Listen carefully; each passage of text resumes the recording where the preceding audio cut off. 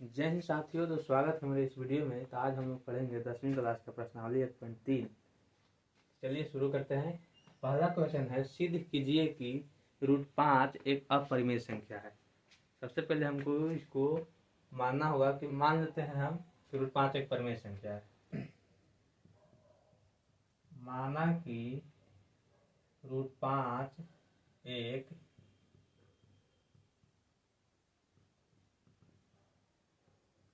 एक परिमेय संख्या है। ठीक है, इसको मानते हैं कि √5 एक क्या है, एक परिमेय संख्या है। तो परिमेय संख्या कैसे लिखा था, इसीलिए √5 जो है ये परिमेय संख्या है। परिमेय संख्या कैसे लिखा था, p/q के रूप में। यहाँ लिखेंगे p/q। अब इसीलिए इसको इधर गुना करेंगे, आगे इसको हल करेंगे तो √5 में q से गुना करेंगे तो √5q बराबर में होगा p।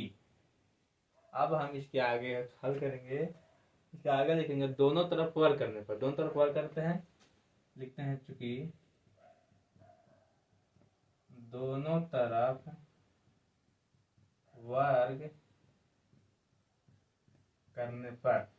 चलिए दोनों तरफ वर्ग करते हैं। इधर है √5q बराबर में इधर है p।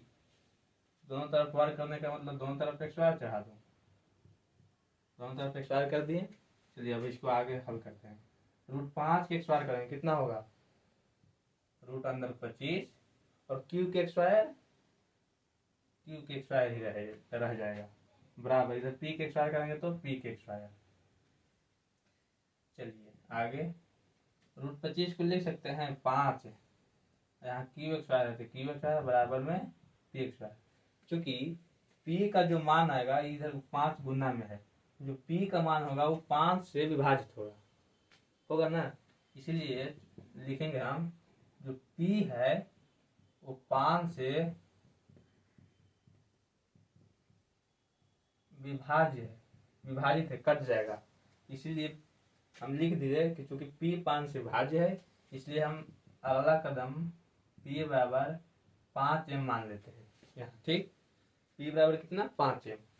अब इसको इसमें बैठाना है, मान रखिए ये हो गया 5q स्क्वायर बराबर, यहाँ है p स्क्वायर, यहाँ है p स्क्वायर। तो p स्क्वायर की जगह पर 5q स्क्वायर बराबर, यहाँ p की जगह पर हमको 5m लिखना है। यहाँ p है तो p की जगह पर 5m और स्क्वायर पहले से है तो स्क्वायर। ठीक, आगे 5q स्क्वायर बराबर 5m के स्क्वायर कीजिए। 5 के स्क्वायर हो जाएगा 25 और m के स्क्वायर m के स्क्वायर। आगे बढ़ाते हैं। देखिए तो 5 का से 25 कटेगा कितना बार में, 5 बार में। 5 का से 25 5 बार में कट जाएगा। इसीलिए हमारा होगा q स्क्वायर बराबर 5m स्क्वायर। देखिए इसका अपोजिट आ गया।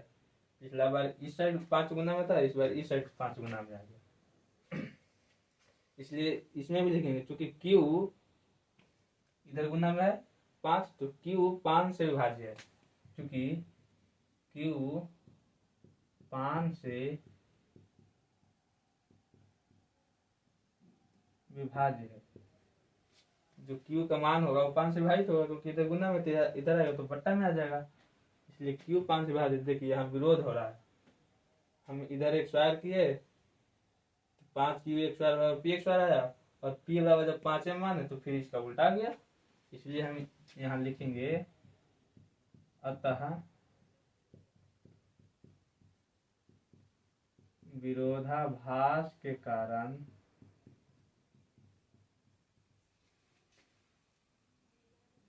हम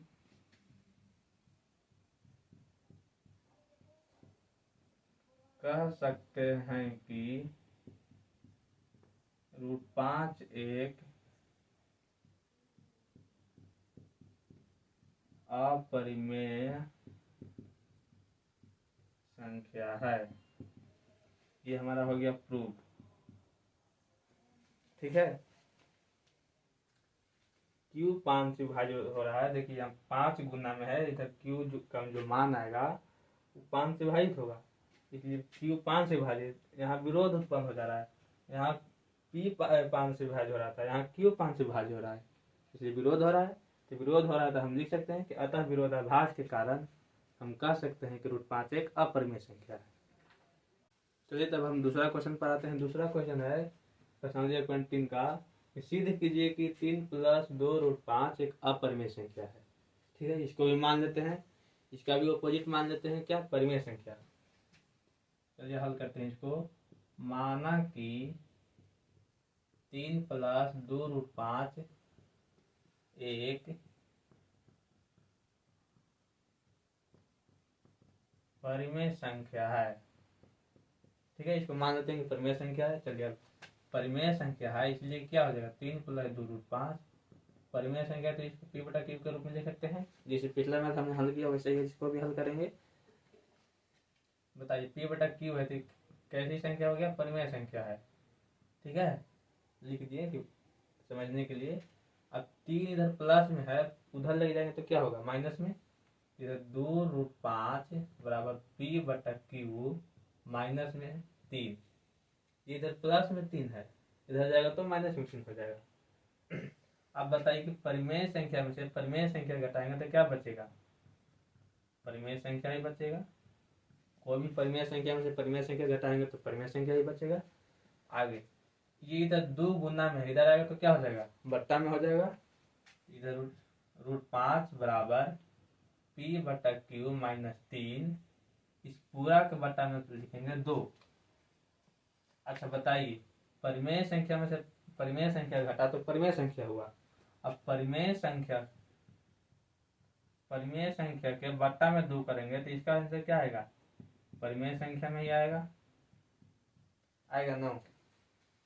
इसलिए हम इसको लिख देते हैं ऐसे ही कि इसको भी हल करने पर क्या आएगा, परिमेय संख्या में से परिमेय संख्या घटाएंगे तो परिमेय संख्या आएगा। अब परिमेय संख्या में अगर 2 से भाग लगाएंगे या किसी भी परिमेय संख्या से भाग लगाएंगे तो वो भी क्या आएगा, परिमेय संख्या ही आएगा। आगे √5 बराबर परिमेय संख्या, क्या √5 परिमेय संख्या है, नहीं ना। हम पिछला प्रश्न में हल सिद्ध कर चुके हैं, पिछला प्रश्न में, कि √5 परिमेय संख्या नहीं एक अपरिमेय संख्या है। इसलिए यहाँ भी विरोध आ रहा है, इसलिए हम लिख सकते हैं चूंकि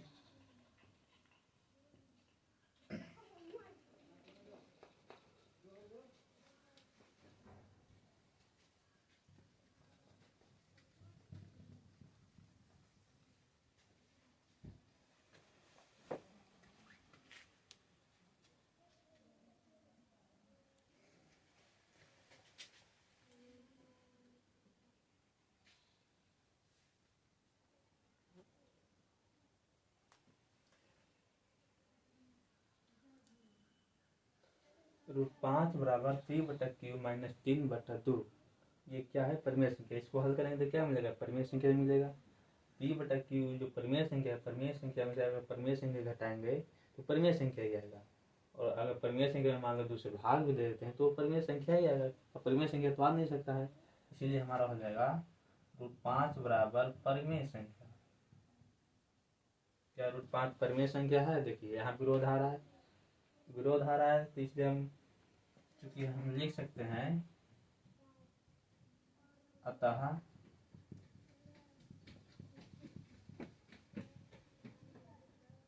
विरोधाभास के कारण हम कह सकते हैं कि, ये पूरा लिखना है, 3 + 2√5 एक अपरिमेय संख्या है। कि हम पहले सिद्ध कर चुके हैं कि √5 एक अपरिमेय संख्या है, लेकिन यहाँ आ रहा है √5 एक परिमेय संख्या है। इसलिए हम अतः विरोधाभास के कारण हम कह सकते हैं कि 3 + 2√5 एक अपरिमेय संख्या है। ये हमारा हो गया प्रूफ। ठीक है।